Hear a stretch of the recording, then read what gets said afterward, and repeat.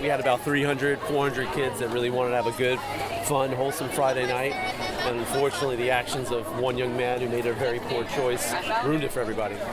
So we feel really sorry about that. But you guys are awesome. You guys, not many schools would behave the way you guys just did in the cafeteria. And we're so proud of that. At the end of the day, we're so proud of that. And we'll make it up to you guys. We'll have another dance, I'm sure. We'll figure this out. And hopefully the lesson, is you just don't do that here in Fountain Valley. Our school is precious, and for somebody to think that would be funny or something, that would be funny, it's a terrible mistake by a young man. The question is, do we need to get to a police state and pat everybody down when they come into a high school event? I don't think we're there. Personally, I don't like to live in a police state.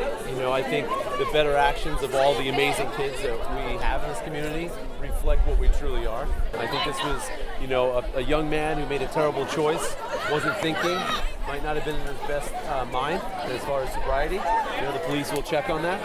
And then, unfortunately, he'll have many consequences through law enforcement and the school district. About the dance, well, first when he said it, that the dance being canceled, everyone should go home, I thought he was joking, but it actually ended up being true, and I'm pretty bummed out about it. That shouldn't have happened. Whoever brought that gun, the fake gun, whatever it was, that he shouldn't have done that either. So I'm pretty bummed out about that, but it's about safety, so I guess that's important. How do you feel about the basketball game, knowing that there was a gun but you didn't know about it? The basketball game, well, during the game, you don't know, right? But during the game is fine. But later on, when you think about it, what if that was real? What if something could have happened? So in the end, the long term is okay, safety is more important. But short term, right now, everyone's thinking oh man, we're ready for the dance. But so there's both sides. So there's you were mad, but at the same time, it's good for you. Me and my friend, we were all cleaning, and then all the basketball members were cleaning the gym after the game was done, and then the guy pulled out the gun, and then the janitors tackled him right away.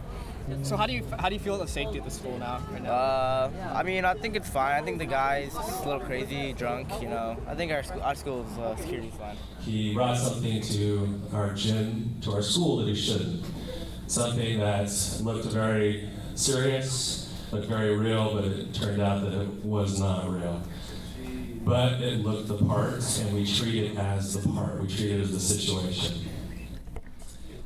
When we rise to that heightened level, it makes us do a gut check. We have to look at all the things that are going on, and we have to look out for our family, for you. There's a thing in education called in loco parentis, means I'm your dad. That means I have to be your parent sometimes, and I have to own that responsibility. So part of tonight is your safety, because I can't afford to have any of you hurt, any of you in danger, and any of you in a situation where any of that's at risk. You're too precious for that. You mean too much to us for that. So,